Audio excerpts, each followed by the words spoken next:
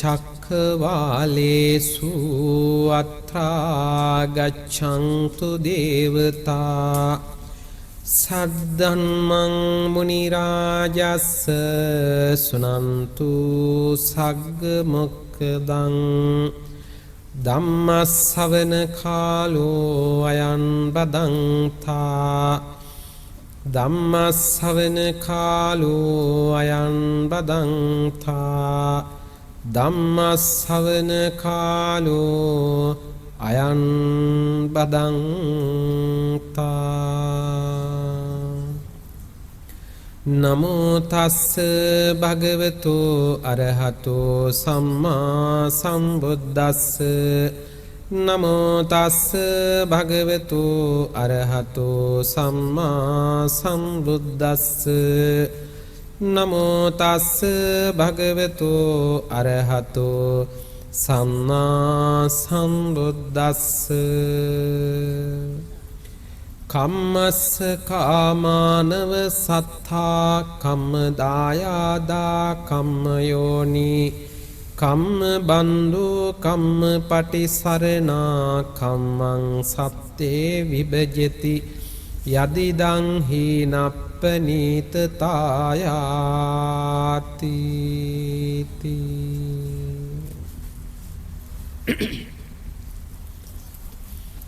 සඳහන් අසනු කැමැති කාරුණික වාසනාවන්ත පින්වත්නි මේ පින්වත් පිරිස මේ සැඳෑ ජාමේ එකතු වෙලා මල්පහන් සොඳුන් ගිලම්පසාදී පූජාවන් තුනුරුවන් විශේෂ පූජා කරලා සූදානම ලෝතුරා ශාන්තිනායක බුදු පියාණන් වහන්සේ විසින් දේශනා කරන්නට යෙදුන ඒ ශ්‍රී සද්ධර්මයෙන් බිඳක් ශ්‍රවණය කරන්නට. ඉතින් අද මේ ධර්ම දේශනාව සඳහා මා තෝරා ගන්නට යෙදුනා අපේ ත්‍රිපිටකයේ සඳහන් වටිනා සූත්‍ර ධර්මයක්. මේ සූත්‍ර දේශනාවේ නම චුල්ල කම්ම විභංග සූත්‍රය.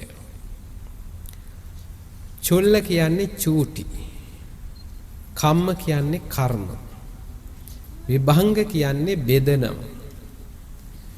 චූටි කර්ම බෙදා දක්වන සූත්‍රය කියලා ගත්තොත් වැරදි. එතකොට හිතෙන්න පුළුවන් හාමුදුරුවෝ චූටි කර්ම විතරද දේශනා කරන්න කියලා නේ. ලොකු කර්ම ටික මගහැරෙයිද කියලා හිතෙන්න පුළුවන්. මේ සූත්‍රයේ සිංහල තේරුම හරියටම එනකොට කර්ම බෙදා දක්වන චූටි සූත්‍රය කියලා ගත්තම හරි. මොකද කම්ම විභංග සූත්‍ර දෙකක් තියෙනවා. අර ගෙදර පුතාලා දෙන්නෙක් ඉන්නකොට එක්කෙනෙක් චූටි පුතා අනිත් එක්කෙනා ලොකු පුතා වෙනවනේ. චූටි දුව ලොකු දුව. චූටි මාමා ලොකු මාමා. චූටි හාමුදුරුවෝ ලොකු හාමුදුරුවෝ. කොහොමනේ කියන්නේ? ඒ වගේ මේකත් එකක් තියෙනවා මහා කම්ම විභංග සූත්‍රය අනිත් එක චුල්ල කම්ම විභංග සූත්‍රය. මේක සිංහල තේරුම හරියට ගත්තොත් කර්මය බෙදා දක්වන චූටි සූත්‍රය. මේ කර්මය ගැන අපට එක එක සිතුවිලි තියෙනවා. මතවාද තියෙනවා. අපි කර්මය කියලා කියන්නේ මොකක්ද? එක එක්කෙනා කර්මය මතක් කරගන්න තැන් තියෙනවා. නේද? ගොඩක් කලාවට කර්මය කියලා ඔක අපි සිංහල භාෂාවෙන් කියනකොට කර්මය කියලා කියන්නේ කරුමේ කියලා තමයි කියන්නේ නේ. මොන කරුමයක්ද මන් දන්නේ කියලා සමහරලාවට කියනවා. කේන්ති ගියාමත් කියනවා. පාරේ යනකොට බල්ලෙක් වාහනයකට අහු වෙලා අඬු කඩාගෙන ඉන්නවා දැක්කම අපි කියනවා අනේ පව් ඒක උගේ කරුමේ තමයි. එහෙම කියලා අපට විසඳ ගන්න බැරි ප්‍රශ්න, උත්තර නැති ප්‍රශ්න ගොඩක් කර්මයට බාර දීලා හිත හදාගන්න අපි ලැහැත්ති. ගොවි මහත්තුරු ගොවිතැන් කරලා ඒ ගොවිතැන සමහරලාට ගම් වතුරෙන් පාළු වෙලා ගිහිල්ලා නැත්තම් නියකට වේලිලා ගිහිල්ලා වගා හානි වෙච්ච ගොවි මහත්තුරුත් කර්මය මතක් කරගන්නවා. ඒ ඇත්ත කුඹුර දිහා බලාගෙන හේන දිහා බලාගෙන කියනවා. මේක ඉතින් අපේ කර්මය තමයි. ඒ ඇත්ත එහෙම කියනවා. ඔය නගරේ වුණත් ඉතින් ගම් වතුරක් එහෙම ඇවිල්ලා යට වෙච්ච ගමන් මේක ඉතින් කර්මය තමයි කියලා ඒකටත් කර්මය දානවා. ඔය අතර සමහරලාට බෙහෙත් බිව්වම ඇරෙන්නේ නැති ලෙඩක් තිබුණම ඒකත් කර්මයට දානවා. අපි කියනවා කර්ම ලෙඩ කියලා. සමහරලාට ඉතින් කේන්ති ගිහිල්ලා තමන්ම කියා ගන්නවා ඇරෙන්නෙත් නෑ මැරෙන්නෙත් නෑ මොන කර්මයක්ද මන් දන්නේ කියලා කියනවා. මැරෙනවට කැමති නෑ. නමුත් ඒ කතාව කියනවා. සමහර වෙලාවට ඉතින් ඔය සමහර ගෙවල් වල නෝනලා මහත්තුරු රණ්ඩු වෙලත් කර්ම සංකල්පය මතක් කරගන්න තැන් නැතුවාම නෙමෙයි නේද? නෝනයි මහත්තයා රණ්ඩු වෙලා සමහරලාට මහත්තයා කියනවා මේ ගෑණි බැඳගත්තේ මගේ සංසාරේ කර්මයකට කියලා. නෝනත් ඉතින් අනිත් පැත්තට කියනවා මේ මිනිහත් ආවේ මගේ పూర్වයේ කර්මයකට කියලා සමහරලාවට එහෙම රණ්ඩු වෙලා කර්මය මතක් කරගන්න පවුලුත් නැතුවා නෙමෙයි. ඔහොම එක එක්කනා කර්මය ගැන එක එක කතන්දර කියද්දී බුදුහාමුදුරුවෝ මොනවද කර්මය ගැන දේශනා කළේ? ඒ ගැන කියනකොට රැ එළි වෙනකන් දේශනා කළත් ඉවර කරන්න බෑ. ඒ හින්දා මම චූටි සූත්‍රයක් තෝරා ගත්තා. චුල්ල කම්ම විභංග සූත්‍රය. මේ චුල්ල කම්ම විභංග සූත්‍රය දේශනා කරන්න හේතු වෙන්නේ පින්වත්නි තෝදෙය්‍ය පුත්‍ර සුභ කියන තරුණ පුතා හරි බුද්ධිමත්. මේ බුද්ධිමත් තරුණ පුතා බුදුහාමුදුර ළඟට ඇවිල්ලා අහන ප්‍රශ්නයක්. බුදුහාමුදුරනේ මේ ලෝකෙ මිනිස්සු සමාන නෑ. මේ ලෝකෙ මිනිස්සු විෂමයි. එක්කෙනෙක් එක්කෙනෙකුට වෙනස්. ඔහු ප්‍රකාශ කරනවා කම්මස්ස කා මානව සත්තා කම්ම දායාදා කම්ම යෝනී කම්ම බන්දු බුදුහාඳුරෝ ඒකට උත්තර දෙනවා මේ මිනිස්සු එක එක විදිහයි සමහරු අප්පායුකා දීගායුකා අපබාධා බහුආබාධා එක එක කට්ටියගේ හැටි විෂමතා රාශියක් ඔහු කියන බුදුහාමුදුරනේ සමහරු අල්පායුෂ්කයි ඒ කියන්නේ අඩු වයසෙන් මැරෙනවා සමහරු දීර්ඝායුෂ විඳිනවා සමහරු ලෙඩ්ඩු අපබාධා සමහරු බහුආබාධා සමහරු නිරෝගී සමහරු ලෙඩ්ඩු ඒ වගේම සමහරු ලස්සනයි සමහරු අවලස්සනයි සමහරු දුප්පත් සමහරු පොහොසත් සමහරු උගත් සමහරු නුගත් සමහරු ඔය උසස්යයි සම්මත කුලවල ඉපදිලා ඉන්නවා සමහරු පහත්යයි සම්මත කුලවල ඉපදිලා ඉන්නවා සමහරු හරි කීර්ති ප්‍රශංසා ලැබෙමින් නම්බුකාර විදිහට වැදගත් විදිහට ඉන්නවා සමහරු නිന്ദා ආපාස විඳින්මින් නොයෙකුත් ආකාරයේ නිന്ദා සහගත විදිහට ජීවත් වෙනවා බුදුහාමුදුරනේ ඇයි මෙහෙම වුනේ අදත් මේ විෂමතා ටික ඔක්කොම නැද්ද ඔක්කොම ටික අදත් ලෝකෙම තියෙනවා ඒ වෙලාවේ බුදුහාමුදුරු කෙටි පිළිතුරක් දුන්න කම්මස්සකා මානව සත්තා කම්ම දායාදා කම්ම යෝනී කම්ම බන්දු කම්ම පටිසරණ කම්මං සත්තේ විභජති යදිදං හීනප්පනීත තායාති සුභ ඕකට හේතුව කර්මයයි කර්මය අපිත් එක්ක ඇවිල්ලා නෑයෙක් වගේ අපිත් එක්ක අපි පිටිපස්සෙන් ඇවිල්ලා ඥාතියෙක් වගේ ඇවිල්ලා අපිව මේ විදිහට බෙදලා වෙන් කරලා දක්වනවා කියලා දේශනා කළා. මේ ඇත්තන්ට තේරුණාද මන්දා? සුබට නම් තේරුණේ නෑ. මේ ඇත්තන්ටත් ඉතින් ඒ ටික තමයි නේ. මේ වෙලාවේ බුදුහාමුදුරන්ගෙන් සුබ ඉල්ලනවා බුදුහාමුදුරනේ මට ඔක පැහැදිලි මදි. මට ටිකක් විස්තර කරලා දේශනා කරලා දෙන්න බැරිද කියලා අහනවා. ඒ වෙලාවේ බුදුහාමුදුරෝ අර කාරණා එකින් එක වෙන වෙනම දේශනා කළා. උන්වහන්සේ එකින් එක දේශනා කරපු කාරණා මම දෙකින් දෙක විස්තර කරනවා. ඒතර හාමුදුරුවෝ එක පන්න කියනවාද කියලා හිතයි නෑ. මම හිතන්නේ කාරණා දෙක ගත්තම වඩා පහසුවෙන් තේරුම් ගන්න පුළුවන් වේවි. පළවෙනියටම ඇහුවේ අප්පායුකා දීඝායුකා. මේ ලෝකේ සමහර මිනිස්සු අඩු වයසින් මැරෙනවා. සමහරු දීර්ඝායුෂ විඳිනවා. ඇයි ඒ? දැන් ඒකත් හරි පුදුමයක්. දැන් සමහරු හිතලා බලන්නකෝ උපදින්න ඉස්සෙල්ලා අම්මගේ බඩේදීම මව් කුසේදීම සමහරු මැරෙනවා. සමහරු ඉපදෙනකොට මැරිලා. ඉපදිලා දවසෙන් දෙකෙන් මැරෙනවා. සතියෙන් හමාරෙන් මැරෙනවා. අවුරුද්දෙන් දෙකෙන් මැරෙනවා. අවුරුදු 4න් 5න් 10න් 15න් 20න් 30න් 40න් 50න් 60න් 70න් 100 පැනලා ඉඳලත් මැරෙනවා. එතකොට අපි දන්න කාරණයක් තියෙනවා අපි ඔක්කොම මැරෙනවා. ඒක පිළිබඳ සැකයක් නැහැ. කවදද මැරෙන්නේ කියලා හෙව්වොත් හරි ප්‍රශ්නයක් තියෙනවා. එහෙනම් ඔක්කොම මැරෙනවා දන්නවනම් එහෙනම් මං ඇහුවොත් එහෙම මෙතන ඉන්නේ නැත්තම් ඉස්සල්ලාම මැරෙන්නේ කවුද කියලා? හොරෙන් බලයි වටපිට වයසක ඇත්තෝ එහෙම ඉන්නවද කියලා නේද? එහෙම පිළිවෙලට මැරෙනවා නම් හරි ෂෝක්නේ නේද? එහෙම පිළිවෙලට මැරෙනවා නම් ඉස්සල්ලා මුන්දායි ඊළඟට අරයයි ඊට පස්සේ අරයයි ඊට පස්සේ මෙයයි ඊට පස්සේ මං බෝධිය ළඟට ඇවිල්ලා සිල් අරගෙන භාවනා කර කර ඉන්න බැරියයි නේද? ලැහැත්ති වෙලා. එහෙම වෙන්නේ නැහනේ ටක් ටික් ටුක් ගානට කාගේ හුලන් ටිකේ අයිත් දන්නේ නැහැ. අම්මා තාත්තා ඉද්දි දරුවෝ මැරෙනවා. දරුවොත් ඉද්දි දරු මුණුබුරු මිනිබිරියෝ මැරෙනවා. එහෙනම් අපි ඔක්කොම දන්න කාරණයක් තියෙනවා අපි ඔක්කොම මැරෙනවා. කවදද මැරෙන්නේ කොහොමද මැරෙන්නේ කියලා කවුරුවත් දන්නේ නැහැ. එහෙනම් ඇයි මේ අර පොල් ගෙඩිවල සමහරලාට පොල් තියෙද්දි කලටි වැටෙනවා. කලටි තියෙද්දි ඇට්ටි වැටෙනවා. ඒ වගේ අපිත් මේ ලොකු අයද්දි පොඩි අය මැරෙන්නේ. ඉතින් මැරුණට පස්සේ නම් ඉතින් අද පශ්චාත් මරණ පරීක්ෂණ තියලා පෝස්ට්මෝටම් එකක් කරලා හේතු දක්වනවනේ නේ. ඩෙන්ගු මදුරුවා කෑවේය. එහෙමත් නැත්නම් විසක් ඇතුළුනේ, සෙංගමාලේ හැදුනේ, කැන්සර් එකක් හැදුනේ, ඔය එක එක හේතු කියනවා. අපිට හිතෙන්නේ නැද්ද? අපි ඔය දන්න කියන ඔය හොයාගන්න හේතු වලට එහා ගිය මොකක්ද නොපෙනෙන හේතුකුත් පිටිපස්සේ තියෙනවා කියලා. තියෙනවා. ඒකට කියනවා කර්මය කියලා.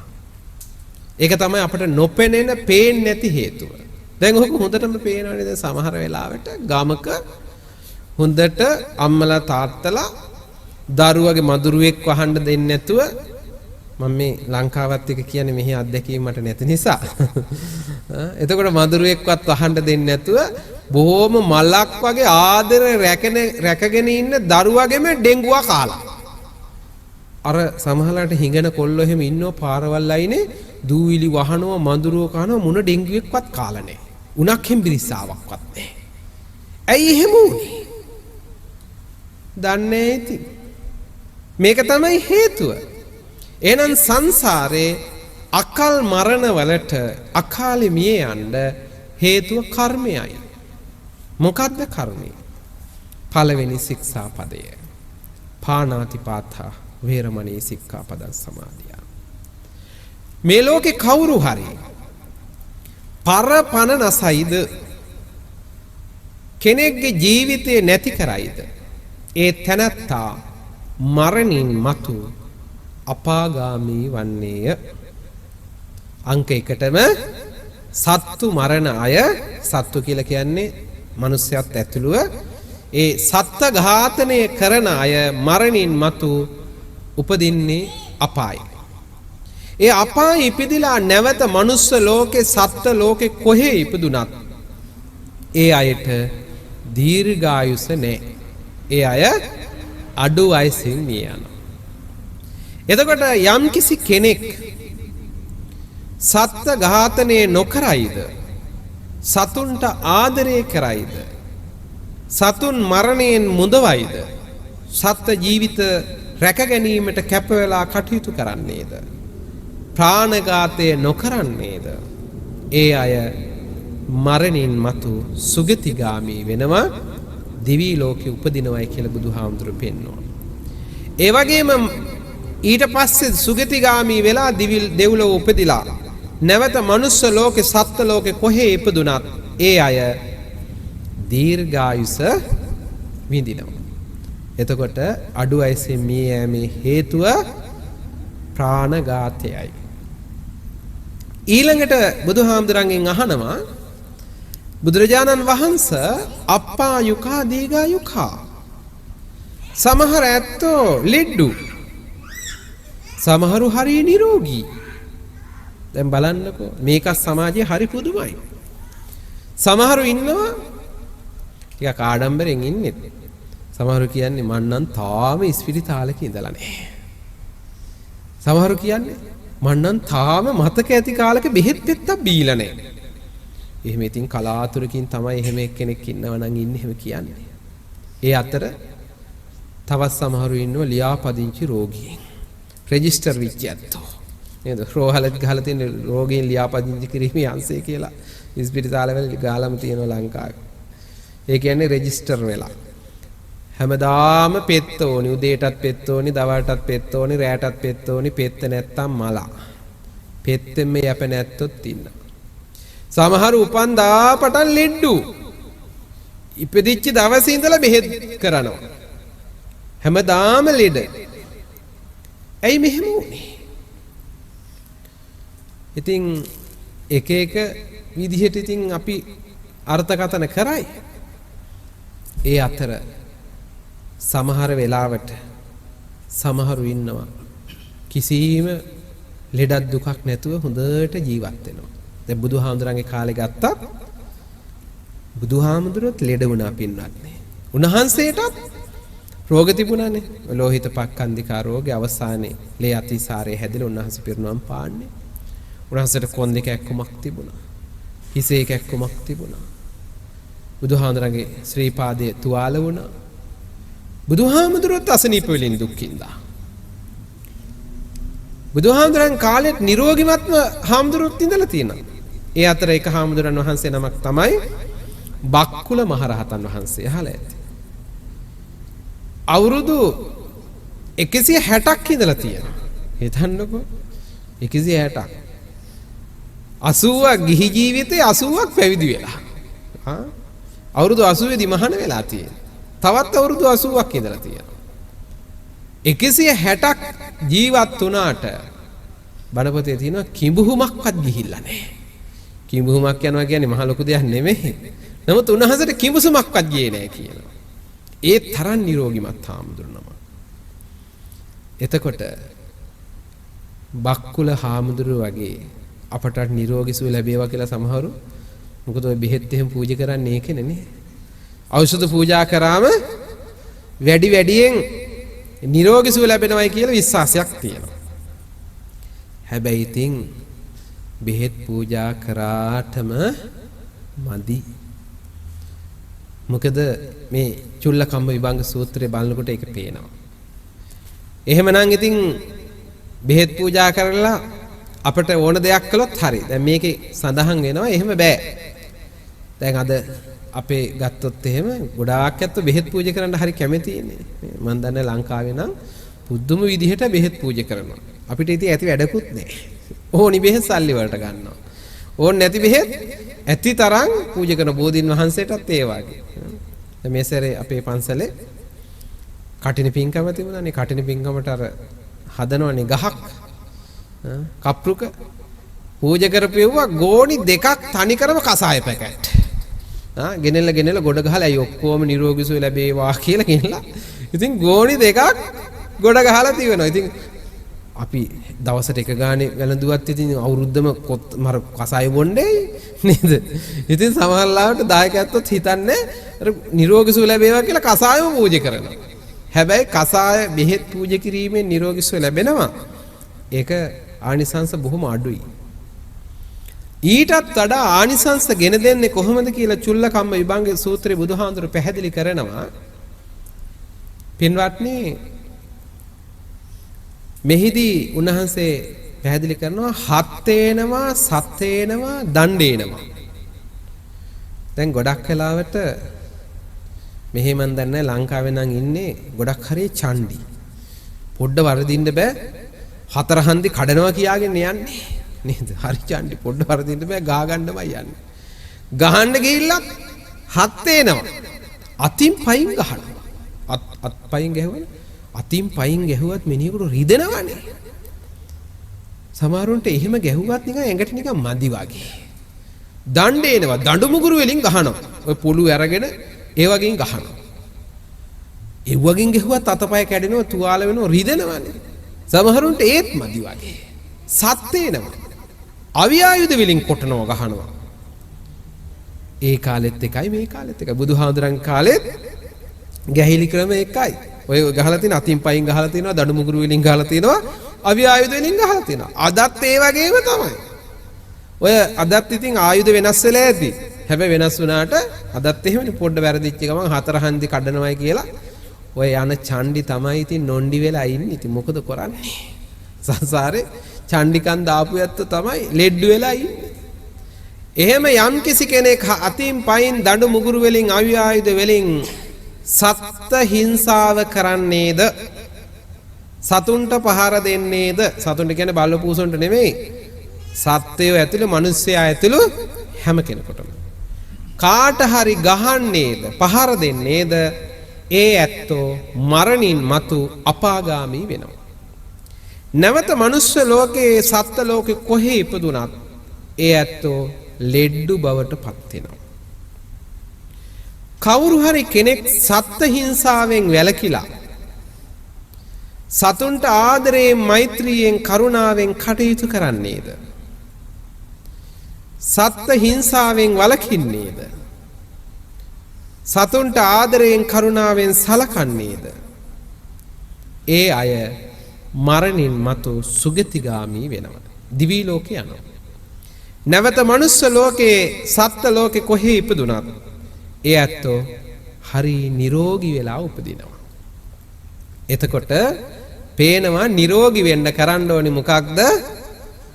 ආදරයෙන්, කරුණාවෙන් කටයුතු කිරීම, මෛත්‍රියෙන් කටයුතු කිරීම. සත්ත්ව හිංසාව කරන ඇත්තන්ට කොච්චර කසාය පැකට් පූජා කර කර හරි චණ්ඩිකන් දාන්න ගියොත් නිරෝගී සම්පත් ලැබෙන්නේ නැහැ. නිරෝගී සම්පත් ලැබීමේ රහස මෛත්‍රියයි. මතක තියාගන්න. එතකොට කෙනෙකුට එහෙම කටයුතු කරනකොට සත්ත්ව හිංසාවෙන් වැළකීච්ච අය ඒ විදිහට උපදිනවා. ඊළඟට මේ ලෝකේ තියෙන තවත් ලක්ෂණයක් තමයි උගත් නූගත් බව. මේ උගත්කම නූගත්කම කියන්නේ හරි පුදුම දෙයක්. ඒ විභාග පාස් වෙච්ච එකම නෙමෙයි උගත්කම කියලා කියන්නේ. සමහරව විභාග නැහැ. නමුත් සමාජයේ වැඩ කරන්න ගියාම කොච්චර ක්‍රියාශීලීද බලන්නකෝ. සමහර ඇත්තෝ ඉන්නවා ඒ විභාගම නෙමෙයි. විභාග කියන්නේ ඉතින් ඒ ලියන එක නිර්ණායකයක් විතරනේ, ඒක මනින එක නිර්ණායකයක් විතරයි. ඒ ප්‍රඥාවන්ත බව සහ ප්‍රඥාවන්ත අඩු බව මේක කොහොමද වෙන්නේ? කන කෑම විටමින්ද? ඒකට සංසාරේ අපේ ප්‍රඥාව අපි දියුණු කරපු එක බලපානවා. ඉතින් මට මතකයි මම පොඩි කාලේ අපේ අම්මා කරදර කරන පාඩම් කරන්න කියලා. මම බණත් අහන්න යනවා. බණ අහලා මට මතකයි ඉතින් හාමුදුරු කියනවා ඉතින් මැරෙනවයි කියන එක හොඳට උරු. මම දවසක් අම්මගෙන් ඇහුවා ඉතින් අම්මා ඉගෙනගෙන වැඩක් නැහැ නේ මැරෙනවනේ. අම්මගෙන් ওই ප්‍රශ්නේ ඇහුවා. අම්මා කිව්වා කමන්නේ මැරෙනකන් ඉගෙන ගන්නකෝ. එදා අම්මා මට දුන්න උත්තරේ මැරෙනකන් ඉගෙන ගන්නයි කිව්වා. එතකොට බණ දන්නේ මම මේ කියන අවුරුදු 10 විතර වයසේ අහපු ප්‍රශ්නයක් මම මේ. අම්මත් ඕකේ කියලා තාමත් hina වෙනවා. ඉතින් මැරෙනකන් ඉගෙන ගන්නයි කිව්වා. එතකොට අපි ඇත්තටම ඉගෙන ගන්නේවා මරණයත් එක්ක ඉවරද? නෑ. අන්න එතනයි වැදගත්කම. එතකොට හිතෙන්න පුළුවන් මේ ආත්මේ උපාධියක් ගත්තොත් ඊළඟ ආත්මේ උපදිනකොට ඩිග්‍රියත් එක්කමද උපදින උපදියත් එක්කමද? නෑ. හැබැයි ඒ දියුණු කරපු ප්‍රඥාව අප සතුව තියෙනවා. ඔබ හිතන්න මේක හොඳට දකින්න පුළුවන්. දැන් දැන් ඔය සමහර ළමයි ඉන්නවා වැඩ කරන්නේ නට ඉන්නවා. කොච්චරවත් වැඩි පාඩම් කරන්නේත් නෑ. මෙන්න විභාගෙ දීලා බලමු හොඳට පාස්. සමහර ළමයි පොතේම ඉන්නවා. විභාගෙ ෆේල් බැලුවම. මොකද වෙලා තියෙන්නේ? සමහරු කියනවා ඉතින් එයාට සහජ දක්ෂතා තියෙනවා. උපතින්ම හරි දක්ෂයි. එක එක කතන්දර කියනවා. ඕක අපි දකිනවා ගොඩක් කලාවට අපි අධ්‍යාපන ශාස්ත්‍රයේ ඉන්න නිසා. දැන් බලන්නකො අපි හිතුවොත් එකේ පන්තිය අපි හිතමු එකේ පන්තියේ ළමයි 20ක් ඉන්න පන්තියක. ගුරුතුමිය කවියක් කියලා දෙනවා. ගුරුතුමිය ළමයින්ට කවියක් කියලා දෙනකොට එක වතාවක් කියනකොටම පාඩම් කරගන්න ළමයි දෙන්නෙක් ඉන්නව පන්තියේ. දෙතුන් වතාවක් කියවම පාඩම් වෙන ළමයිනුත් ඉන්නවා. හතර පහ වතාවක් කියවම පාඩම් වෙන ළමයිනුත් ඉන්නවා. 20 වතාවක් විතර කිව්වම පාඩම් කරගන්න ළමයි හිටන 50 වතාවක් විතර කියලා පාඩම් කරන ගන්න ළමයි 100 වතාවක් කියලා පාඩම් නොවන ළමයි දෙන්නෙකුත් අර පන්තියේ ඉන්නවා. මොකද හේතුව? දැන් එකම ගුරුතුමිය එකම වයසේ ළමයි පිරිසකට එකම කවිය ඉගෙනුවාම එක එක්කෙනා එක එක විදියට උනේ ඇයි? හේතුව දන්නේ නැහැ. අරයා දක්ෂයි, අරයා බුද්ධිමත්, මෙයා ටිකක් දුර්වලයි, ගොඩක් වීක්. අපි එක එක වචන කියනවා. මොකද වෙලා තියෙන්නේ? හැබැයි අපි හේතුව දන්නේ මොකද්ද? හේතුවක් නිසා මෙහෙම වෙලා තියෙනවා. මොකක්ද හේතුව? බුදුහාමුදුරුවෝ චුල්ලකම්ම විභංග සූත්‍රයේ පෙන්නනවා. කිං සච්ච ගවේසී කිං කුසල ගවේසී. සත්‍ය කුමක්ද කුසලය කුමක්ද යනුවෙන් ධර්මයේ පිළිබඳ විමසන විචාරණ. ඒ පිළිබඳව හදාරන අය මරණින් මතු බුද්ධිමත් උපදිනවා. ඒ අත් ප්‍රඥාවන්තයින් වෙලා උපත ලබනවා. සමහරු ඉන්නවා මෙලෝ දෙයක් නැහැ. නේ? සමහරු ඉන්නවා කිසිම දැන් මේ ඉගෙන ගන්න කාලේ කියන්නේ අධ්‍යාපන කාලේ මේ ජීවිතේ අපි හිතන්න සමහර අය කොච්චර හදාරනවද කියලා. අපි මනස දියුණු කරනවද කියලා. මේක හරි වටිනවා. අපි ධර්මයේ පිළිබඳ විමසන බණ පොත් කියවන බණ පොත් බලන ඒ වගේම මොනවා හරි ලෝකෙ පිළිබඳ හොඳ වටිනා දේවල් වැදගත් දේවල් පිළිබඳ සොයන විමසන ඇත්තෝ ප්‍රඥාවන්තයින් බාටපත් වෙනවා. මරුණයි කියලා ඉවර වෙන්නේ ඊට පස්සේ ඊළඟ ආත්මෙට හරි අපි දැන් හිතන්න රහත් වෙනකොට ඕක අපිට හොඳට මත් දකින්න පුළුවන්. අපි බණ පොත්වල ඔබ අහලා ඇති ඕන තරම් බණ කතා. බුදුහාමුදුරුවෝ ධර්ම දේශනාවක් හමාර වෙනකොට සමහරට ගාතාවක් අහලා ඉවරනකොට රහත් වෙලා ඉවරයි. සෝවාන් උනේ, සකදාගාමි උනේ, අනාගාමි රහත් උනේ. සමහර හාමුදුරුවෝ රහත් වෙන්න විඳපු දුක් නේද? බලන්නකෝ බුදුහාම සමහරලාට භාවනා කරන්න ගිහිල්ලා බණ අහලා කැලේ ගිහිල්ලා මහන්සි වෙලා දුක් විඳලා කොච්චර අමාරුවෙන්ද රහත් වෙලා තියෙන්නේ. බුදුහාමුදුරුවෝ ඉන්න කාලෙත් එහෙමමයි. ඇයි එහෙම වෙන්නේ? අර සංසාරේ ප්‍රඥාව දියුණු කරලා නේ හරියට නෙළුම් විලක මෝරපු නෙළුම් මල හොඳට නෙළුම් කැකුලක් හොඳට මෝරලා තිබිච්ච ගමන් අරහෙන් ඉර පායනකොට මෙන්න පිපිලා. සමහර චූටි කැකුළු තියෙනවා තාම මෝරලා නැහැ. වැඩිලා නේ. අපෙත් ඒ වගේ. මේ ප්‍රඥාව කියන එක වර්ධනය කරගන්න ඕනේ, දියුණු කරගන්න ඕනේ. ඒවා ඉතින් ටෙලි නාට්‍ය වලට වඩන්න බෑ. සමහරවිට නාට්‍ය චිත්‍රපටි ඔය විකට ජවනිකා වලින් ප්‍රඥාව වැඩෙන්නේ නැහැ. ප්‍රඥාව වැඩෙන්නේ ධර්මයත් එක්ක. ඒ නිසා පුළුවන් තරම් ධර්මයට ලං වෙලා ඒ හදාරන මේ ධර්මය විමසන ඇත්තකින් සත්‍ය ගවේෂකින් කුසල ගවේෂ සත්‍ය කුමක්ද කුසලයේ කුමක්ද කියලා විමසන ඇත්තෝ දියුණුවටපත් වෙනවා. මේ පහුගිය දවසක ලංකාවේ රූපවාහිනී වැඩසටහනක් තිබුණා. ලංකාවේ පළවෙනි කෝටි පෙතියක් ධම්මික පෙරේරා මහත්මයාත් එක්ක. ඔයත් දැක්කද මන් දන්නේ වැඩසටහන. එතුමා අර සාකච්ඡාවේදී කියනවා ලංකාවේ ඔය මේ දේශපාලනය නෙමෙයි කතා කරන්නේ. එතුමා කියනවා අමාත්‍යාංශ ගත්තොත් එහෙම ලංකාවේ අමාත්‍යාංශ 30ක් තියෙනවා. ඒ 30 පිළිබඳ ඕන එකක් අහන්න මම කියනවා. පොතක් පතක් මොකුත් ඕනේ නැහැ. ඕන එකක් ගැන කියනවා. දැන් එතුමා ඒ ඔක්කොම මොලේ තියාගෙන කියන්නේ. හිතෙන් කියන්නේ. බලන්නකෝ දැන් හිතන්නකෝ එච්චර බුද්ධියක්. හැබැයි ඒ ප්‍රඥාව එතුමා දැන් මුදලාලි කෙනෙක්නේ. අනිත් පැත්තෙන් ගත්තොත් මුදලාලි කෙනෙක්. අවසානයේ එතුමාගෙන් අහනවා එක ප්‍රශ්නයක්. ඒ නිවේදිකාව ඔබතුමාට එහෙම මතක හිටින්න හේතු මොකක්ද? එතුමා කියනවා මං අවුරුදු 2ක් භාවනා කළා. හිතන්නකෝ මුදලාලි කෙනෙක් ගිහිල්ලා භාවනා කරයි කියලා හිතන්නේ නෑනේ. එතුමා අවුරුදු 2ක් සම්පූර්ණයෙන් භාවනා කරලා තියෙනවා. එතුමා කියනවා මට ඊට පස්සේ ලොකු ශක්තියක් ලැබුණා. මට ඒක එතුමා කියනවා එතුමාගේ භාෂාවෙන්ම කියන්නේ ඉස්සර මතක තිබුණේ නෑ. එතුමා කියන්නේ මම බණක් අහලා බණ අහනකොට හාමුදුරුවෝ මතක් කළා උදේ කෑවේ මොනවාද කියලා කල්පනා කරන්න. දැන් අපි ගත්තොත් එහෙම දැන් ගොඩක් හේර අපි හිතන්නකෝ දැන් අපි ඔයත්තන්ගේ ඇහුවොත් එහෙම දැන් දවල් කෑවේ මොනවාද කියලා ටිකක් මතක තියෙයි. උදේ කෑවේ මොනවද ව්‍යංජනයි ඔක්කොම ටික ඇහුවොත් එහෙම ඒකත් ටිකක් මතක් කරගන්න. ඊයේ රෑ කෑවේ මොනවාද කියලා ඇහුවොත් ටිකක් කල්පනා කරන්න සමහරවිට මතකත් නෑ. එක එකනද අපිට කාපියව මතක තියාගන්න ඕනේ. නමුත් අපේ මනස දියුණු නම් අපිට අතීතයෙන් දිගින් දිගට යන්න පුළුවන්. ඒ යන්න පුළුවන් හැකියාව ලැබෙන්නේ දැන් බුදුහාමුදුරන්ගේ බලන්න ප්‍රඥාව දියුණු කරපු අපි කියනවා ඔය අතීතයට ප්‍රඥාව ගත්තම උන්වහන්සේ ආත්ම 500ක් කියන්න පුළුවන්. ඕන 500 නෙමෙයි 1000ක් කියන්න පුළුවන්. උන්වහන්සේට අනන්ත අප්‍රමාණයි. දැන් ඒ කාලේ බුදුහාමුදුරු උපදිනකොට සමහර අය රැවටුනේ ඔන්න ওই නිසා. සමහර ආගමික ශාස්ත්‍රවරු ඒත් මුලා වුණා. මුලා වුණා කියන්නේ ඒත් නොදන්නකම නිකන් මෝඩයෝ නෙමෙයි.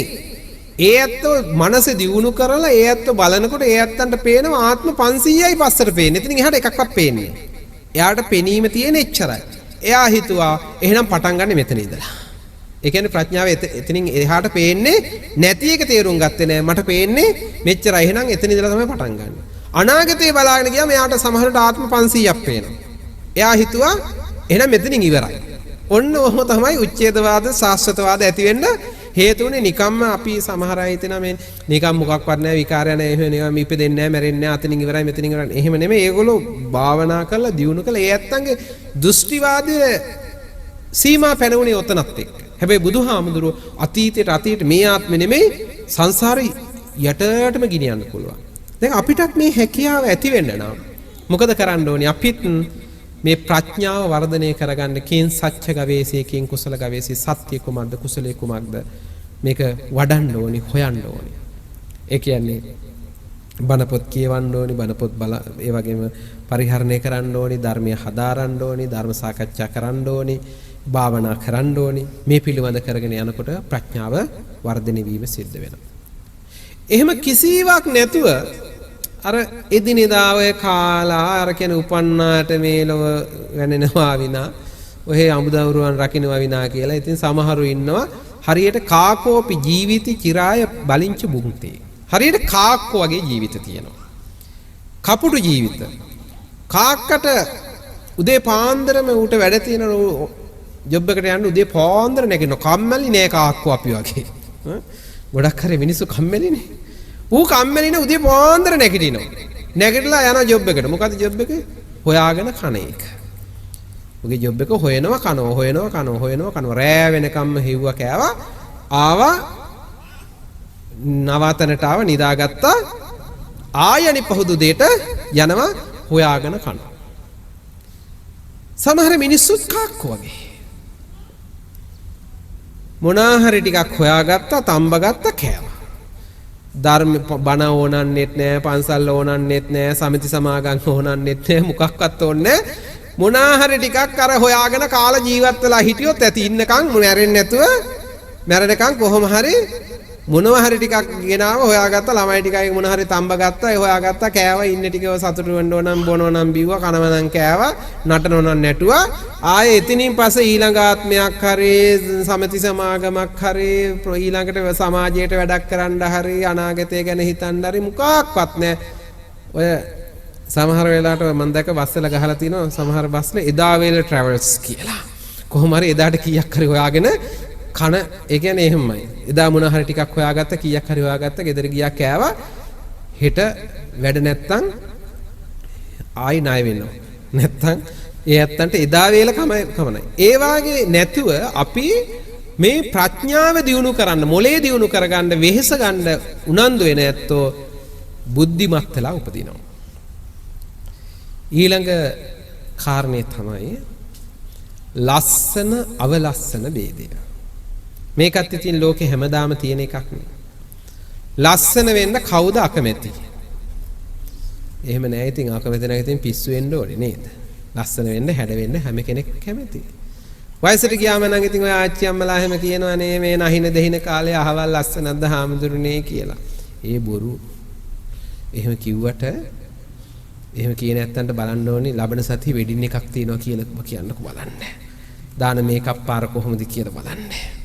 නේද? කමක් නේ අකපනේ ගියත්තන්ට ඉතින් ඔය ටිකක් පිළිවෙලට ලස්සනට ඇඳලා හිටියට බුදුහාමුදුරුවෝ අකපයි කියලා දේශනා කළා නේ. ඒක කරාට කමක් නේ. හැබැයි අවබෝධයෙන් මේ අනිත්‍යතාවය අපි ඒක තේරුම් අරගෙන පිළිවෙලට ලස්සනට හිටියට කමක් නැහැ. බුදුහාමුදුරුවෝ පිළිවෙලට ඉන්න හාමුදුරන්ටත් ආවාද කරලා ලස්සනට පිළිවෙලට ඉන්න ඕනේ. එතකොට පිළිවෙල ඉන්නකොට ලස්සන ගැන කතා කරනකොට ඉතින් ලස්සන වෙන්න කැමති. ලස්සන වෙන්න ඉතින් විශේෂයෙන් කාන්තාව තමයි නේද? කාන්තාව නම් ඉතින් කොච්චර දේවල් කරනවද නේද? ක්‍රීම් ගානවා, පවුඩර් ගානවා, අලිගැට පෙරක් ගානවා, පිපිඤ්ඤක් ගානවා, කැරට්ටලක් ගානවා, එක එක ඒවා ගානවා. ඊයේ පෙරේද මහත්තයෙක් කියනවා හාමුදුරනේ දැන් ඕනලා යෝගටුත් ගානවයි මූණේ කියලා. නේද? එක එක ඒවා ගාලා ලස්සන වෙන්න උත්සාහ කරනවා නේ. ওই උත්සාහ කරන අතරේ ලස්සන වෙන්න උත්සාහ කරන අතර සමහරු උපතින්ම හරි ලස්සනයි. සමහරු මොනා ওই මේකප් දැම්මත් උපන් කැත අරින්න බෑනේ. නේද? මොන මේකප් එක දැම්මත් දාඩිය ටිකක් දාපු ගමන් ඉවරයි හොදපු ගමන් ඉවරයි. සමහරු එහෙම නෙමෙයි හරි ලස්සනයි. ඇයි මෙහෙම වුනේ? ඉතින් ඔය එක જાති ලස්සන වෙන්න කියලා කනව කෑමත් එක්කමද? නේ? සමහරු හරි ප්‍රියමනාපයි. ලස්සන කියන එක අපි මේ කියන්නේ තරුණ වයසේම නෙමෙයි වයසට ගියත් සමහරු කියන්නේ හරි ප්‍රියමනාපයි. කෙනෙක් හරි වයසට ගියත් ඒ ලස්සන ගතිය තියෙනවා. කෙනෙකුට ප්‍රියයි. සමහරු ඉන්නවා කිසිම ප්‍රියතාවයක් නෑ. ඔය ගම්වල එහෙම නම් ඔකට කියනවා. දැන් සමහර අයට සමහරු ඒ ලස්සන ඇත්තන්ට ප්‍රියමනාප ඇත්තන්ට අපි කියන්නේ පින් පාට කියලා කියන්නේ නේ. හරි පින් පාටයි. පෙම් පාට නෙමෙයි පින් පාට. පින් පාටයි කියනවා. මොකද්ද මේ පින් පාට කියලා කියන්නේ? ඒක ඉතින් අමුතුම පාට. පාට පෙට්ටිය නැති පාටක් නේ. පින් පාට. ඒ ඇත්තන්ට හරි ලොකු ඉල්ලීම් තියෙනවා. ගම්වල එහෙම කියනවා. ඔය කියන අලුත් අවුරුද්දක් එනකොට අක්කේ අවුරුද්ද ලැබෙනකොට අක්ක ඉස්සෙල්ලාම එන්න. අනිත් අය එන්න ඉස්සෙල්ලා එන්න ගෙදර. අපි කඩයක් දාන විවෘත කරන්න එනව නේද? පහන පත්තු කරන්න එනව නේද? කැම මේ සිඳුල් කරන්න අයියත් එක්කම එන්න කියලා ගෙන්න ගන්නි. බලෙන් ගෙන්න ගන්නවා. ඒ කාටද? ප්‍රියමනාප ඇත්තන්ට. ඒ ප්‍රියමනාප වෙන්නේ සංසාරේම පින වගේම මෙලවත් ටිකක් හරි ආදරේ කරුණාව මෛත්‍රිය ටිකක් හරි තියෙන ඇත්තෝ. ඊර්ෂ්‍යාවෙන් වෛරයෙන් ක්‍රෝධයෙන් පුපුරාගෙන මෙලවත් කැතයි. සංසාරේ අකුසල කර්ම කරලා අවලස්සන වෙලා. ඒ ඇත්ත දැක්කම සමහරු දැක්කම කියන්නේ ආපු උන්දද උදේට දැක්කොත් එහෙම කැඳක් නැහැ. ඔහොමනේ කියන්නේ නේද? එහෙම කියන්න හොඳ නැහැ. දවසම මුස්පේත්තුයි සමහරු කියන්නේ නේද? සමහරු දැක්කම එහෙම ඉතින් දැකපු එක්කෙනාගේ එහෙම කෙනෙක්ගේ නිසා එහෙම වෙන්නේ නැහැ. සමහරවිට මතයක් තියෙනවා සමාජයේ එහෙමනේ. අහවලා දැක්කොත් හොඳ නැහැ. ඒව බොරු මනස්කාත් එහෙම එක්කෙනෙක් නිසා තමන්ගේ නරක වෙන්නේ නැහැ. හැබැයි තමන්ගේ හිත ඊට වඩා මෛත්‍රී සහගත වෙනවා නම් හරි. මට චූටි කතාවකුත් මතක් වෙනවා. එක ඔහොම විශ්වාස කරපු රජ කෙනෙකුත් ඉඳලා තියෙනවා. මේ රජුරුවොත් උදේට දැකපු දේ සුබයි කියලා විශ්වාස කරලා තියෙනවා. දැන් සමහරට අපේ සමාජෙත් තියෙනවනේ ඔය සුබ දකින්න දේ සුබයි කියලා. මේක අදත් තියෙනවා. අනේ මන් දන්නේ මොන විකාරයක්ද කියලා නේද? මනමාලි බලන්න මනමාලි යනකොට වතුර වීදුරුවක් එහෙම අරගෙන ඉන්නේ ලංකාවේ සමහරට නේ. බලෙන් වතුර වීදුරුවක් හම්බෙන් හම්බ වෙනවා නම් තව කමන්නේ. වතුර වීදුරුව ගෙනාපු මගුලුත් කැඩිලා තියෙනවා. හොඳට කොහොමද තියෙනවනේ. එහෙනම් සුබ වෙන්න එපා. එහෙම නේ. එක එක ඒවා දැක්කම එක එකන විශ්වාස කරනවා. මේ රජතුමත් විශ්වාස කරා උදේට දකින්න දේ අනුව තීරණය වෙනවයි කියලා හිතපු රජ කෙනෙක්. මේ රජුරුව උදේ පාන්දර නැගිටලා සඳුළු තලයේ ඉඳලා ටිකක් එළියට ගිහිල්ලා අතපය දිගෑරලා වටපිට බලනවා. වටපිට බලනකොට ඒ රජ මාලිගාවේ පවුරෙන් එහා පැත්තේ ගහක් යට නිදාගෙන හිටපු හිඟන්නෙකුත් නැගිටලා අතපය දිගෑරලා මිනිහත් එහෙ මෙහෙ බලනවා. ඒ වෙලාවේ හිඟන්න රජතුමා දැක්කා. රජතුමා හිඟන්නව දැක්ක දෙන්නට දෙන්න ඇස් යොමු වුණා. කාට සතුටුයි ඇදිද? හිඟන්නට නම් හරි සතුටුයි. ඇයි? උදේ පාන්දර මං අද දැක්කේ රජතුමා කියලා හිඟන්නට හරි සතුටක් ඇති වුණා. ටික වෙලාවකට රජතුමාට මොනවා වෙන්නේ නැතිද? ඔකේ අනිත් පැත්ත. රජතුමාට කේන්ති ගියා උදේ පාන්දර මේ කාලකන්ණි මුස්පේත්තු හිඟන්නේ දැක්ක දවසම මුස්පේත්තුයි කියලා. රජාලට කේන්ති ගියාම අදත් එහෙම තමයි ගොන් වැඩමයි කරන්නේ. ලොක්කන්ට කේන්ති ගිහිල්ලා ඇමතියෙකුට කතා කළා අර හිඟන්න මරලා දාන්නයි කිව්වා. ඔන්න දුන්න දඬුවම. ඒ වෙලාවේ දැන් හිඟන්න මරණවයි කොට ඒ කාලේ මරනකොට නිකන් එකපාර ගිහිල්ලා මරන්නේ නැහනේ. සුදු වෙන්නේ නැහැ. උස්සගෙන කියලා අතුරුදහන් කරන්නේ නැහැ. ගිහිල්ලා ප්‍රසිද්ධියේ මරන්නේ. ගිහිල්ලා බෙර ගහගෙන ගිහිල්ලා ඊට පස්සේ තියලා මරන්න ලැහැත් වෙලා ඉතින් වද මල් කරේ දාලා අරගෙන ගිහිල්ලා මරන්න ලැහැත් වෙලා අවසානයේ අදත් ලෝකේ සාමාන්‍ය සිරිතක් තියෙනවා මරන්න ලැහැත් වෙලා අහනවා කැමති දෙයක් තියෙනවා නම් කියන්න කියලා. එයා කන්න කෑමක් හරි කැමති දෙයක් දෙන්න මොකද ආයි හම් වෙන්නේ නැහැ නේ හින්දා දෙන කැමති දෙයක් කියන්න කියනවා. නිදහස් කිරීම හැර ඕන දෙයක් සාමාන්‍යයෙන් ලබා දෙනවා අදත් ඒක ලෝකේ සම්ප්‍රදායක්. මේ හිඟන්නකින් ඇහුව කැමති දෙයක් තියෙනවා නම් කියන්න. මේ හිඟන්න කියනවා මට රජතුමාට රහසක් තියෙනවා කියන්න. රහස කියන එක ගිහින් අහකට කියන්න බෑනේ. රජතුමාට පණිවිඩයක් එවුවා රජතුමනි මේ අර උදේ මරන්න නියම කරපු හිඟන්න රජතුමාට රහසක් කියන්න තියෙනවයි කියලා. දැන් රජතුමා කල්පනා කරනවා දැන් රහස එහෙම අහගන්නත් බෑනේ මරුවට පස්සේ අහන්නේ. කමන්නේ එන්න කියන්නකො මොකද රහස කියලා දැනගන්නේ කියලා. ගෙන්නුවා. ගෙන්නුවට රාජ සභාවේ ඉතින් කට්ටිය ඔක්කොම ඉන්නවා. මේ හිඟන්න දැන් කොහොමද ඉතින් මැරෙන්නේ කෙනේ? හිඟන්නට හිතුණ කියන එක කියලාම මැරෙනවයි කියලා. බය නැතුව ඉතින් මරන්නේ කොහොමත් මරණේ කෙනේ. මේ හිඟන්න කියනවා පින්වත් දේවයන් වහන්සේ ඔබතුමා වැනි ශ්‍රේෂ්ඨ උත්තමයෙක් උදේ පාන්දර අවදි වෙලා වටපිට බලනකොට මං වාගේ අහිංසක තැනැත්තෙක් දැකලා ඔබතුමාගේ එකම එක දවසක් මුස්පේත්තු වුණාය කාලකන්ණි වුණාය කියලා මාව මරලා දාන්න ඔබතුමා අණ කළා. කමක් නෑ රජතුමනි. ඔබතුමා දන්නවද මම අද උදේ දැකපු කාලකන්ණියා මොකಾದ කියලා? ඌ හින්දා මට මගේ මුළු ජීවිතේම නැති වුණා. රජතුමා කල්පනා කරන කවුද දැකපු කාලකන්ණියා? මාන්නේ දැක්කේ. හිඟන්නගේ එක දවසයි. මේ රජතුමාගේ එක දවසයි නැති උනේ.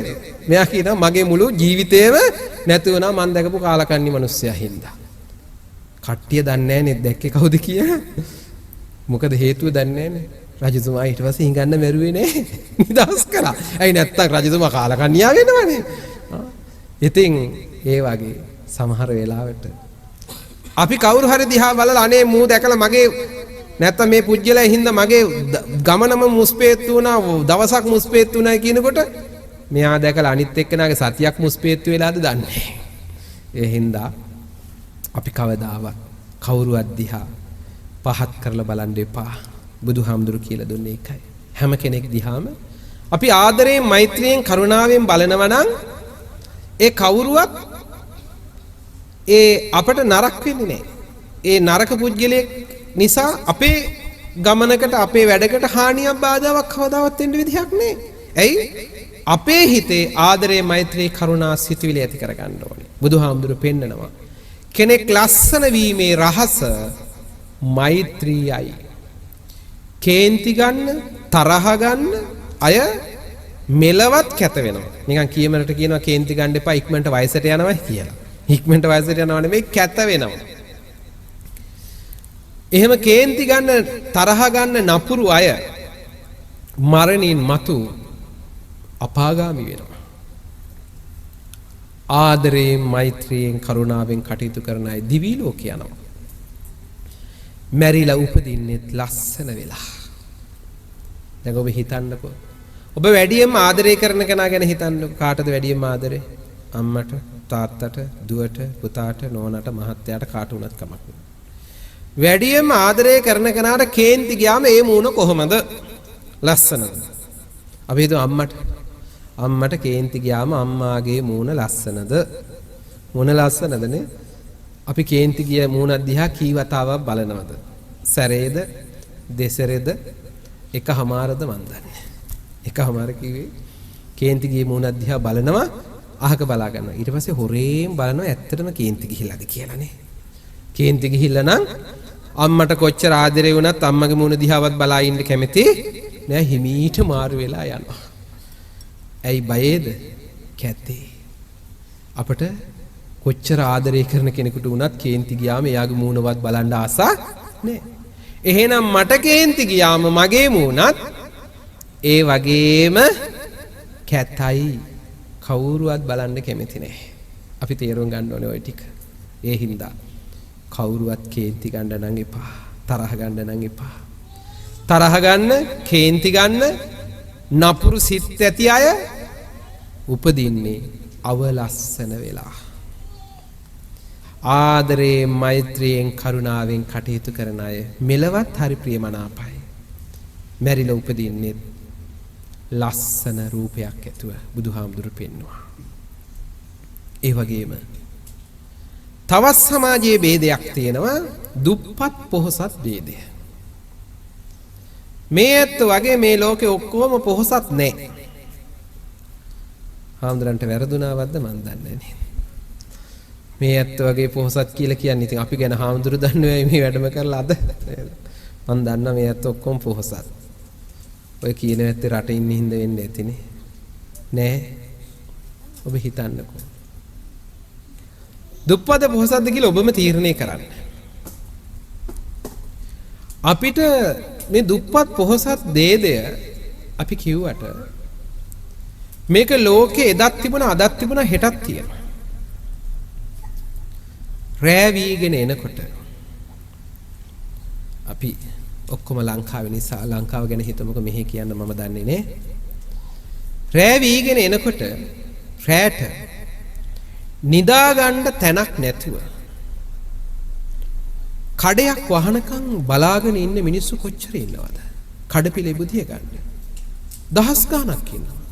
ඔය පිටකොටුවේ පැත්තේ මරදාන පැත්තේ නොගේගොඩ පොඩ්ඩක් රැයට ගියොත් රත්මලානෙත් එච්චරයි. මගේ පැත්තේ පන්සල පැත්තේ මම පහුගිය දවසක රත්මලාන අපේ මෙලිබෙන්න හන්දියේ තන තරුණ බෞද්ධ සංගමේ ඉඳලා පන්සලට මට හිතුණා පොඩ්ඩක් පයින් වඩින්න ඕනි කියලා.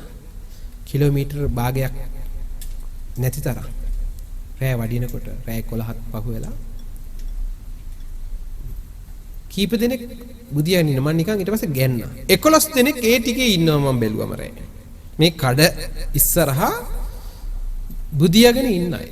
වැහි දවස්වලට තමන්ගේ දරුවා සමහරට තුරුළු කරගෙන ඉටිරෙදි කෑල්ලක් ඇඟේ ඔතාගෙන සමහරට කාඩ්බෝඩ් එකක් හේතු කරගෙන එළි වෙනකන් ඉඳගෙන නිදා ගන්න ඇත්ත කොච්චර ඉන්නවද?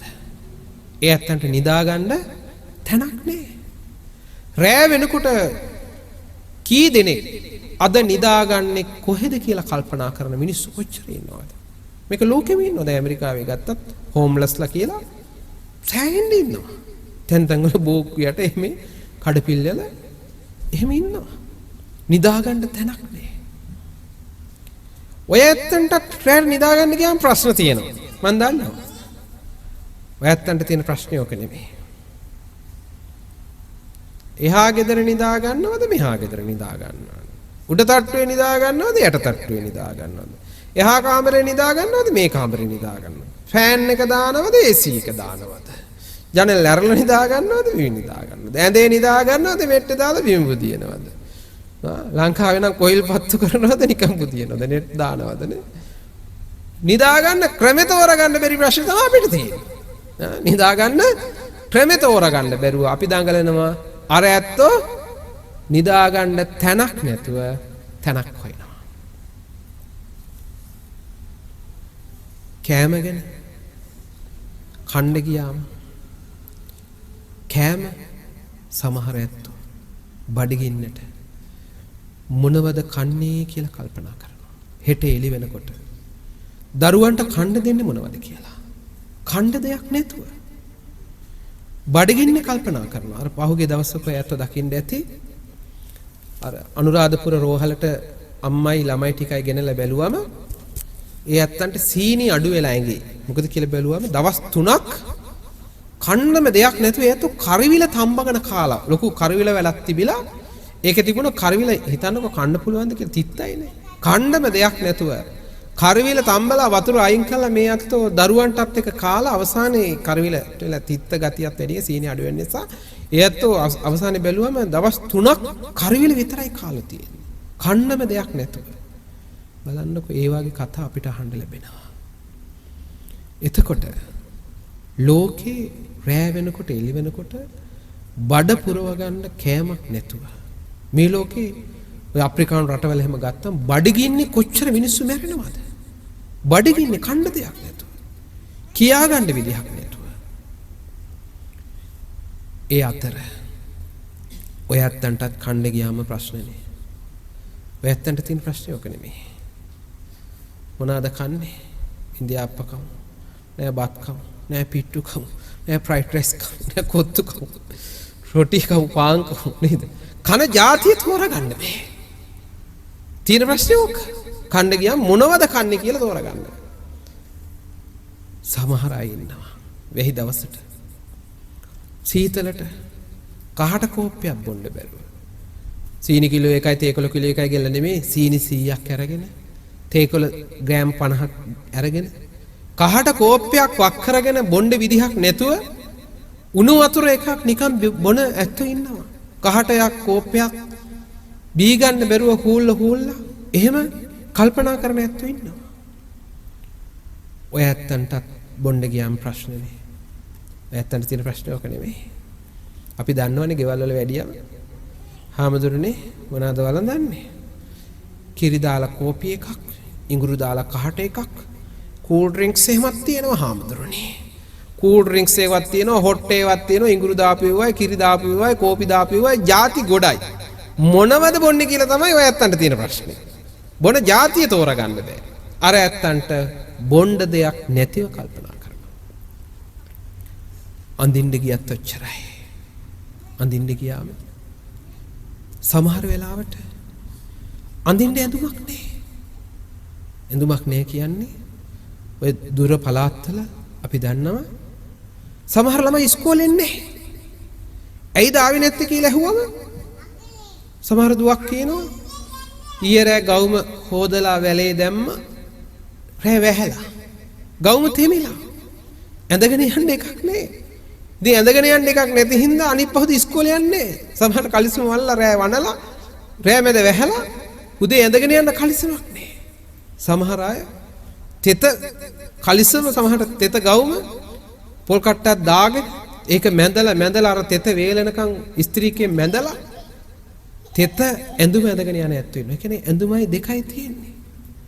සමහර අපි දන්නවා සමහර ලොකු ඇත්තොත් ඉන්නවා. මගුල් ගෙදරකට ආරාධනා කරනවා. එන්න මගුල් ගෙදර. ඊට පස්සේ යන්නේ නේ. ඇඳගෙන යන්නේ ඇඳුමක් නැතුව කොහොමද යන්නේ? මග හරිනවා. ඇඳුමක් ගන්න සල්ලි නෑ, වත්කමක් නෑ. එහෙම ඇඳුමක් නැති ඇත්තෝ ඉන්නවා. හරියට අඳින්න පළඳින්න ඇඳුමක් නැතුව කල්පනා කරන ඇත්තෝ ඉන්නවා. ඒ අතරේ ඔය ඇත්තන්ටත් ඇඳුම් පිළිබඳ ප්‍රශ්න නේ. මම දන්නවා ගොඩක් ප්‍රශ්න තියෙන නෝනලාට එහෙම. හරි ප්‍රශ්න. මොකද්ද ඔය ඇත්තන්ට තියෙන ප්‍රශ්නේ? තෝරගන්න බැරි ප්‍රශ්නේ. උඩට හරියන එක පල්ලෙහාට හරියන්නේ, පල්ලෙහාට හරියන එක උඩට හරියන්නේ, උඩට හරියන එක කොණ්ඩ කටුවට හරියන්නේ, කොණ්ඩ කටුවට හරියන එක සපත්තු දෙකට හරියන්නේ, සෙරපු දෙකට හරියන එක ගමන් මල්ලට හරියන්නේ. සමහරලාට කණ්ණාඩි මේස ළඟට ගිහිල්ලා තෝරනවා කබඩ් එකෙන් තෝරනවා, ගලවනවා, ආයෙ අඳිනවා, ආයෙත් කැරකෙනවා, බලනවා, අනිත් එක්කෙනාගෙනුත් අහනවා පොඩ්ඩක් බලන්නකො මේක මැච් වෙනවද කියලා. නේද? මැච් කරගන්න බැරි ප්‍රශ්න තමයි ගොඩක් අයට තියෙන්නේ. ඉතින් කොහෙද දුප්පත් කියන්නේ? ඒකනේ මම කිව්වේ දුප්පත් නේ. ඒ අතරේ සමහරු අඳින්න ඇඳුමක් නැතුව කල්පනා කරනවා. ඇයි මෙහෙම වුනේ? මොකද්ද හේතුව? කවුරු හරි කියනවා නම් දෙයයන් වහන්සේගේ කැමැත්තේ දෙයියන්ගේ වැඩක් කියලා. බුදුදහම ඒක අනුමත කරන්නේ. බුදුහාමුදුරු දේශනා කරන්නේ තමන්මයි මේක කරගත්තේ. මොකද්ද අපි කරගත්තේ? ඒතකොට හිඟන්නන්ගේ ඒ ඇත්තම කරගත්ත දෙයක්ද? ඔව්. මොකද්ද? අපි සංසාරේ දීම සහ නොදීම කියන තීරණය මත තමයි මේ දෙන්නේ. බුදුහාමුදුරුවෝ පෙන්නනවා දුන්නේ නැත්තන්ට ලැබුණා නොදුන්නේ නැත්තන්ට ලැබුණේ නෑ. එතකොට අපි ගත්තම මේ දුප්පත් පොහොසත් ભેදයටත් හේතුව ඕකම තමයි. අපි සංසාරේ කරපු පින්පං වුණු අපට ලැබිලා තියෙනවා. දැන් බලන්න සමහර අය එදා වේල කන්න බැරුව කල්පනා කරන අතරේ සමහර කොච්චර වියදම් කරනවද? ඊයේ පෙරේදා අපි වැඩියා මගුල් ගෙදරක ඉඳලා හිටලා අපටත් මගුල යන්න හම්බ වෙනවා. පිරිත් දේශනාවකට. වැඩි වෙලාවේ කොළඹ ලොකු හෝටල් එකේ තිබුණේ ඒ නෝනා ඉතින් ලොකුවට ඉතින් කතා කරනවා. හාමුදුරනේ අපි දුවගේ වෙඩින් එකට ජුවලරි ගෙනාවේ සිංගප්පූරුවේදී. සාරිය ගෙනාවේ හාමුදුරේ චෙන්නයි වෙලින්නේ. දැන් ලංකාවේ සමහර ලොකු අයට තියෙන ලෙඩක් නේ ලංකාවේ රත්තරන් වටින්නේ නැහැ. සිංගප්පූරු යනවා නැත්නම් ඩුබායි එනවා. එහෙම ඒව රටින් තමයි රත්තරන් ගෙනියන්නේ. සාරි චෙන්නයි ගිහලා සාරි අරන් එනවා. ඉතින් ඔය කතා කරන ලොකු කතාන්දර කියන අතරේ මං ඇහුවා එන හෝටලේට ලොකු ගාණක් යන්න ඇති නේද? එනෝන කියන හාමුදුරනේ ඒ භාෂාවෙන් එයා කිව්වේ හාමුදුරනේ ප්ලේට් එකක් 10000 කිව්වා. හරි. පිඟානේ 10000යි. 500කට දුවද ආරාධනා කරලා තියෙනවා කිව්වා කෑමට. හිතන්නකො බත් පිඟානේ 10000යි. කෙනෙකුට හිතෙන්න පුළුවන් 10000ක් ලංකාවේ හැටියට නම් සමහර මාසයක් අත හැකි කෙනෙකුට.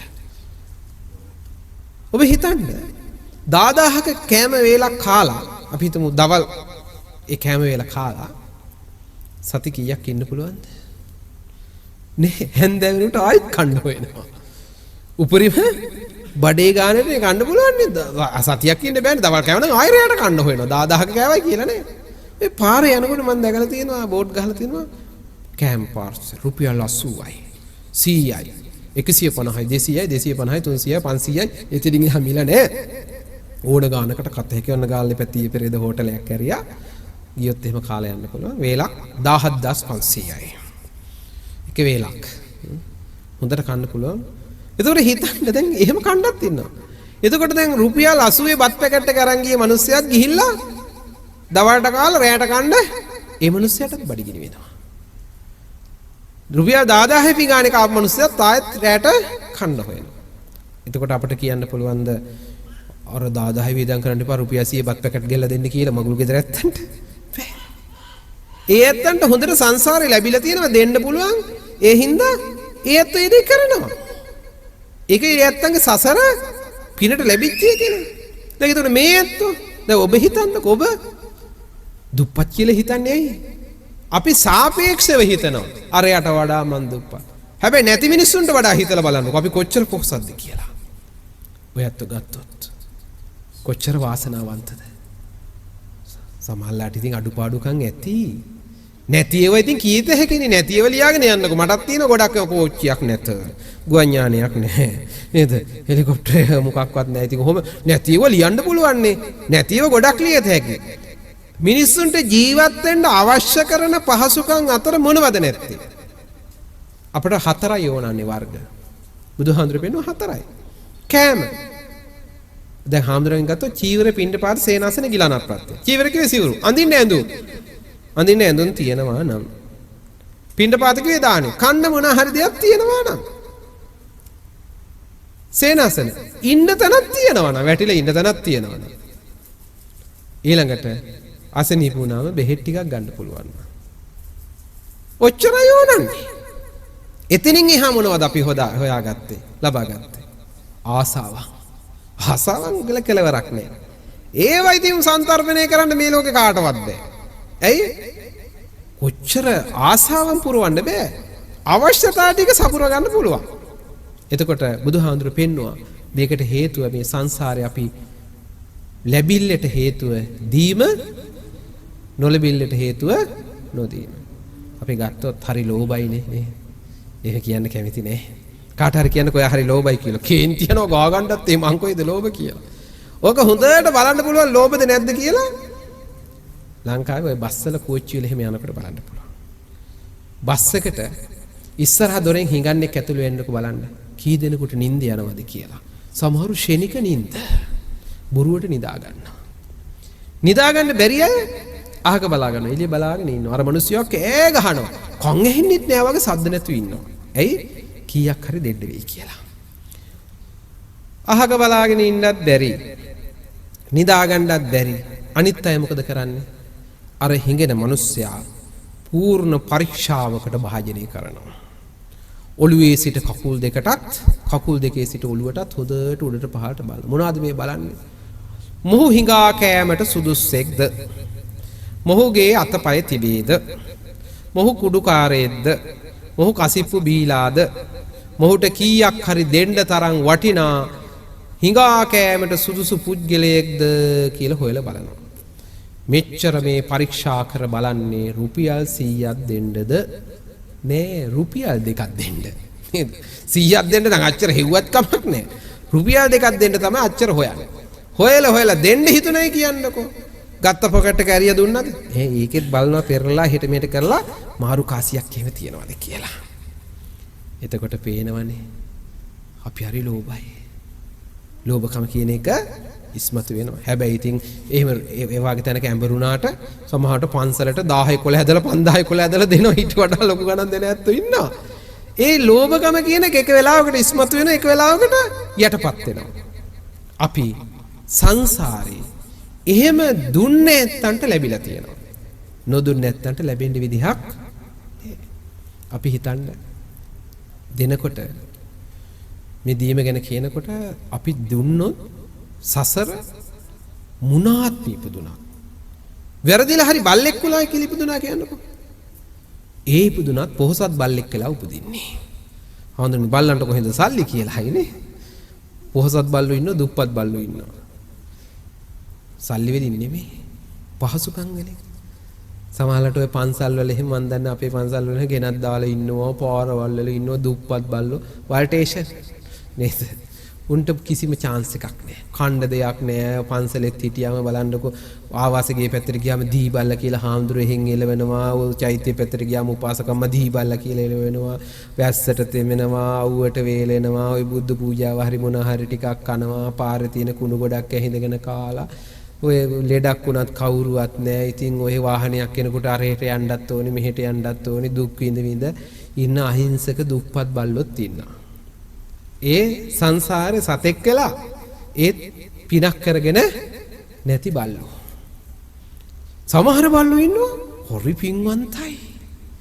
බලන්න එපා සමහර ගෙවල් වල ඉන්නවා ওই උසස් කුලේ හොඳ වංශවත් බල්ලෝ වෙලා ඉපදුනාම අපේ තියෙන සැප. ඒ ගෙදර වැඩකාර කොල්ලෙක් ඉන්නවා.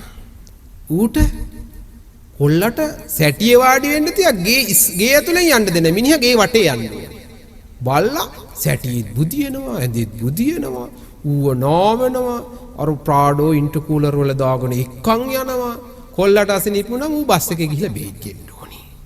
ඊළඟට අරුවට මස්ද, මාළුද, චීස්, බටර් ඌට ඒව කන්න දෙනවා. කොල්ලා පරිප්පුයි බතුයි කන්න ඕනේ.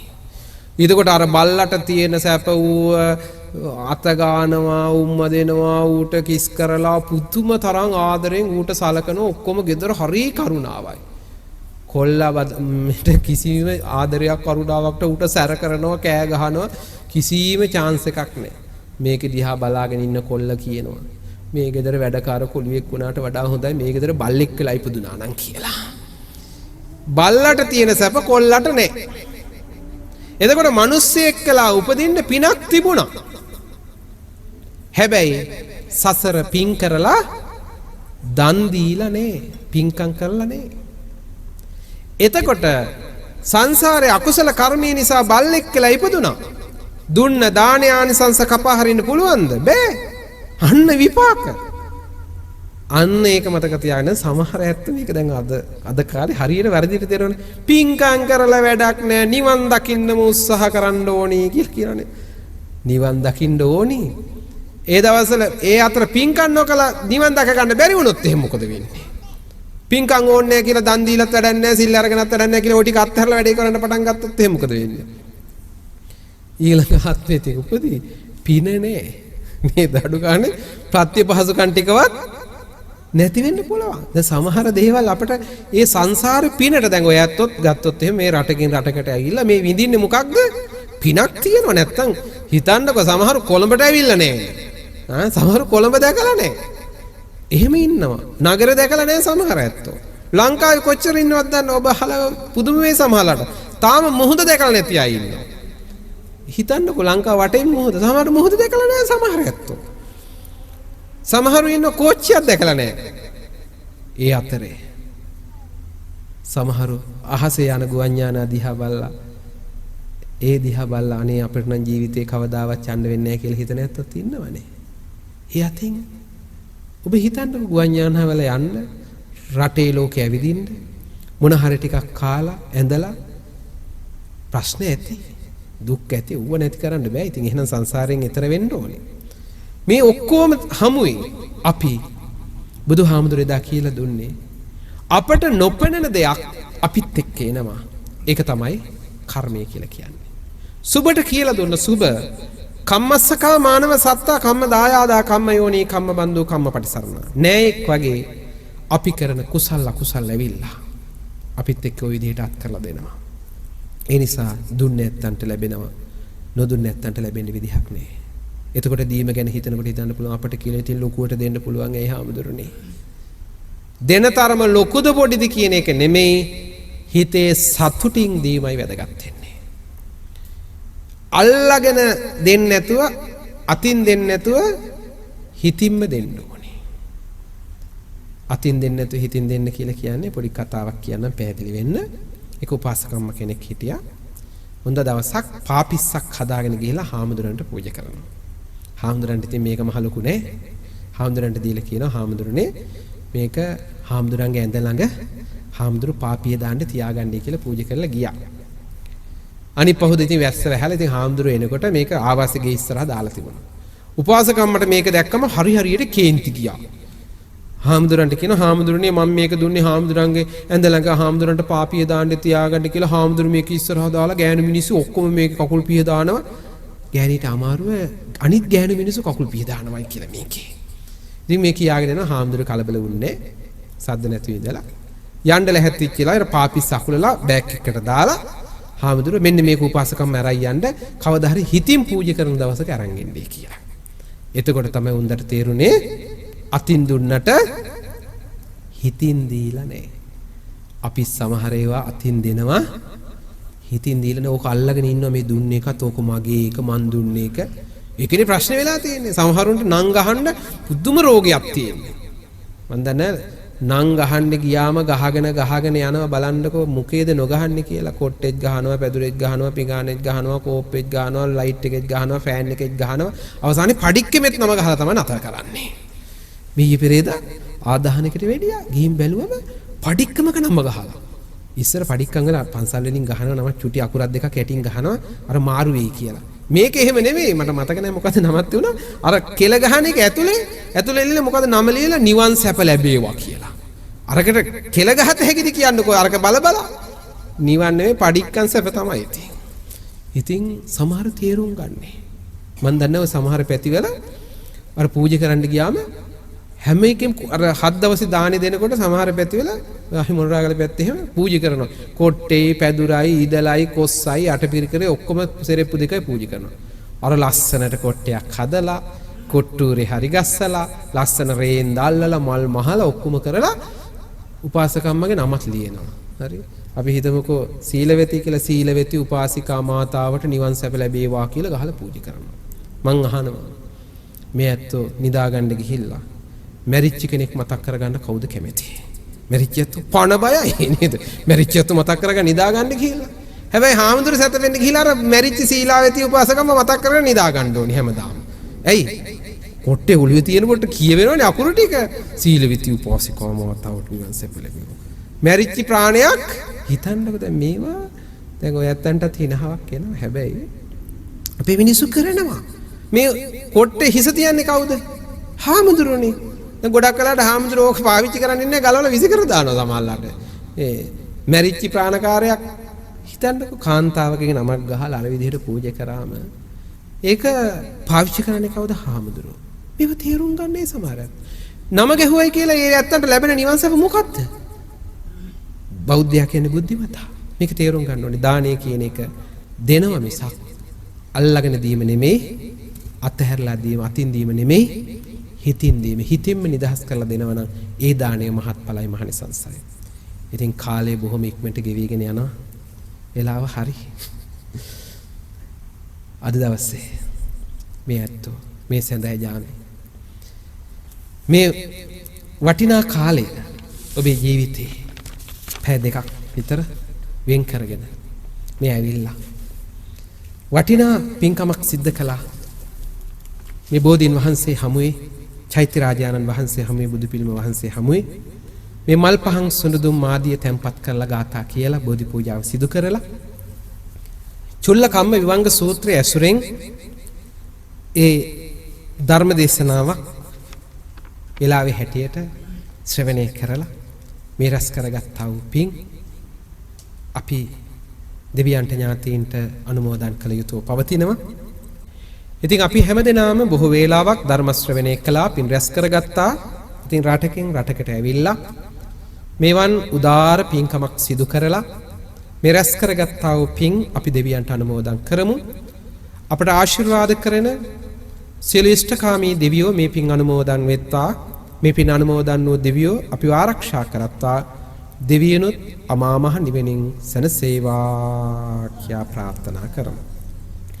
ඒ වගේම පින්වත්නි, අප හැමදෙනා නමින්ම මිය පරලොව ගොස් පින් බලාපොරොත්තු වෙන සියලු ඥාතීහු මේ පින් අනුමෝදන් වෙත්වා. මේ පින් අනුමෝදන් වූ ඥාතීන් සුඛී සුවපත් භාවයට පත් වේවා. ඔවුනුත් ප්‍රාර්ථනීය බෝධියකින් අමා මහ නිවෙනින් සැනසේවා කියා ප්‍රාර්ථනා කරමු. ඒ වගේම මේ පින්කම සිදු කිරීමේදී දායකත්වයේ දරන පින්නතුන් වගේම මේ විහාරස්ථානයේ කටයුතු බාරව කටයුතු කරන ඒ නිලධාරී මහත්ම මහත්මීන් හැමදෙනාට ඉතින් අපිටත් ආරාධනා කරලා මේ වැඩමවාගෙන ඇවිල්ලා මේ පින්කම් වලට සහයෝගය දක්වන්න ආධාර උපකාර කරන සම්බන්ධ වුණ හැමදෙනාට, මෙතනට සම්බන්ධ වුණ ඔබ හැමදෙනාටත්, මෙතන නොමැති වුණත් මේ ලෝකේ කොහේ ජීවත් වුණත් අපගේ ආදරණීය දෙමව්පියෝ, අපට යහමග කියා දුන් ගුරුවරු, සහෝදර සහෝදරියන්, දුවා දරුවන් ආදී හතුරු මිතුරු කොයි කාටත් මේ පිනිකාකාරව අත් වේවා. මේ පිනේ බලයේ ශක්තියෙන් කරන කියන සියලු යහපත් කටයුතු දිනෙන් දිනම සාර්ථක වේවා. කායික පීඩාවක් ඇති නොවේවා, මානසික පීඩාවක් ඇති නොවේවා. යහපත් වූ සිතන සිතුමන්, පතන පැතුමන් නිතු වූ වාසනාවන්ත ජීවිතයක කෙලවර සංසාර දුකින් අත් මිදී නිවෙනින් සැනසෙන්නටත් මේ රැස් කරගත්තා වූ පින්කම හේතු වේවා, වාසනා වේවා කියා ප්‍රාර්ථනා කරමු. දෙවියන්ටත් පින් දෙමු. ආකාසට්ටා ච බුම්මට්ටා දේවා නාග මහිද්దికා පුඤ්ඤන්තං අනුමෝදිත්වා චිරං රක්ඛන්ති ලෝක සාසනං. ආකාසට්ටා ච බුම්මට්ටා දේවා නාග මහිද්దికා පුඤ්ඤන්තං අනුමෝදිත්වා චිරං රක්ඛන්තු දේශනං. ආකාසට්ටා ච බුම්මට්ටා දේවා නාග මහිද්దికා පුඤ්ඤන්තං අනුමෝදිත්වා චිරං රක්ඛන්තු තං සදාති. සියලු දෙනාටම තෙරුවන් සරණයි.